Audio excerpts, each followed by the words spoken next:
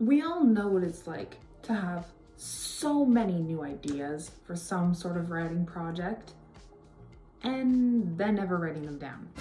Ever. They don't leave your head, they don't leave my head either. No. But we can change that.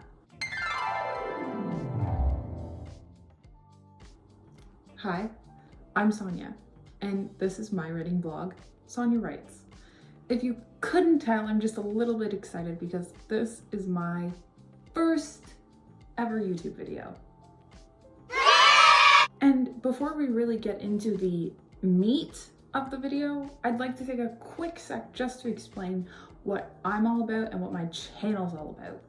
However, if you're not really into that, I've set a bunch of timestamps in this video so you can skip to whatever part you want. And if you decided to stay, thank you. I've created this channel to document my writing progress through multiple writing projects that I currently have.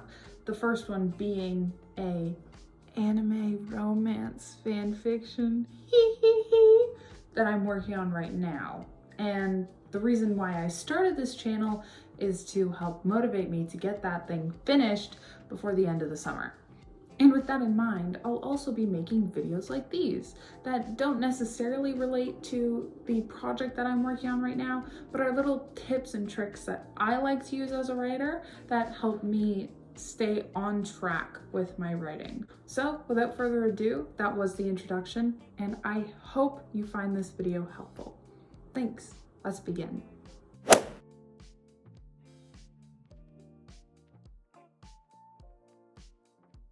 Today, I'm going to be talking about writing consistency, why you might be having hundreds of new ideas coming in for a writing project that you have, but you can't manage to get them down on a piece of paper, and the importance of creating a habit of writing regularly and routinely.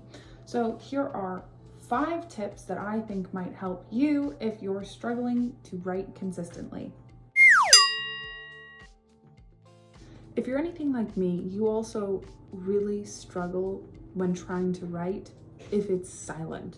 And I mean, no music, no background noise, just quietness. My mind tends to wander when there's nothing else going on in the background.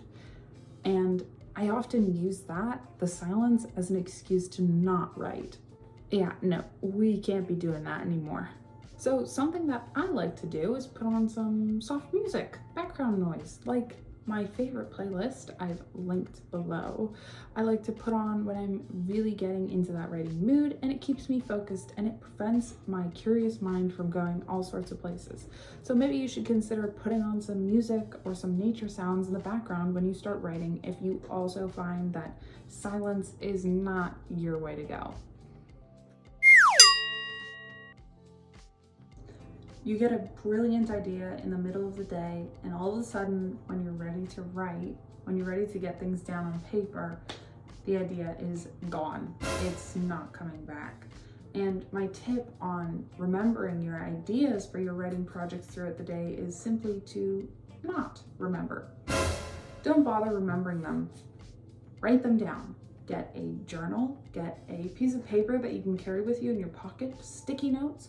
Use the Notes app on your phone. But when you get an idea, make sure that you take the time, write it down. With a book full of ideas or an app full of notes of your ideas, you'll be more encouraged to actually write them out and bring them to life. Telling yourself when you wake up that you're gonna write for 15 minutes when you're not busy today, you're not gonna write. Let's face the facts, people. All of us are busy, and by saying that you'll write when you're not busy, you're not gonna write. Instead of just willy-nilly throwing it out in the air that you're gonna write today, set out a duration and a time. For instance, once I finish my first assignment for 1 hour today from 11 to 12, I will be writing for my writing project. that is a good way to set yourself up to write during those times, not before, not after, not for any less or more. You set out what you need to do and when it's going to get done, rather than just saying, yeah, I'll write today. And we all know that's a lot less effective, because how well has that worked for you now?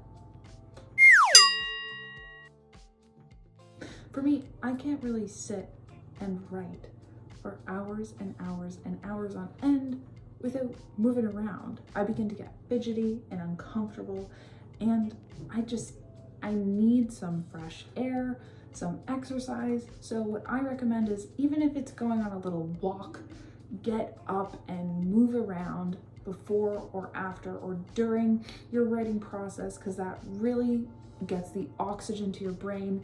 It really gets those motors running, and you can write so much better. What I do is I go to the gym every morning at the crack of dawn, 7:20 in the a.m., and I do a good little workout, and that'll get me going for the entire day, and I don't have any problems afterwards. And if all you do is take a little walk around campus or wherever you're staying, that really is beneficial for both your mental and physical health, and it will benefit your writing greatly. Read. Read fiction, read nonfiction, read comics, read maybe not picture books, but read.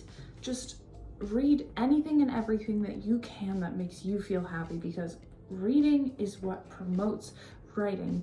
And from the prose, we can learn so much. And as you read, you pick up on all the nitty-gritty of what the prose are doing, and it will eventually help you in your writing.